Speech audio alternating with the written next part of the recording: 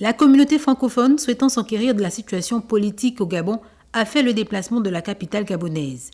Le délégué général de l'Assemblée parlementaire francophone a été reçu au palais du bord de mer par le chef de l'État. Il m'a expliqué avec beaucoup de sincérité, beaucoup d'émotion, à quel point il voulait s'appuyer sur la population pour développer des nouvelles politiques publiques sur la santé, sur l'éducation, sur le sport également. Donc, trouver un président très calme, vraiment très concentré sur la population, sur les Gabonaises et sur les Gabonais et sur leurs intérêts et leurs besoins, leurs attentes. Alors bien sûr, quand vous êtes un président de la République, vous avez conscience de ça. Après, il faut du temps, donc il sait qu'il doit aller vite.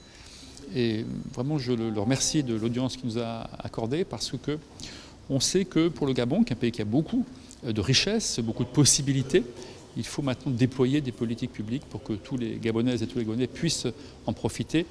Et premier élément de profit, je pense, c'est la paix circulant dans les rues de Libreville. Je vois que effectivement, tout le monde a un état d'esprit différent, parle, s'exprime, et je pense qu'effectivement, la transition part sur un bon pied. Confortée par la vision politique du comité pour la transition et la restauration des institutions, en ce qu'elle prend bien en compte les besoins des populations au détriment de tout autre objectif, l'envoyé de la francophonie Bruno Fuchs s'est montré admiratif des projections du CTRI, dont sont réitérés l'engagement des parlementaires francophones à accompagner la transition au Gabon. Quand il a parlé tout de suite de ses premiers mots de la population et de l'intérêt qu'il a pour les Gabonaises et les Gabonais, tout de suite ça fait résonance avec les mandats que l'on a nous, puisque nous représentons les populations également. Et si on peut inverser la logique en faisant de la politique autrement, prenant en compte d'abord les besoins.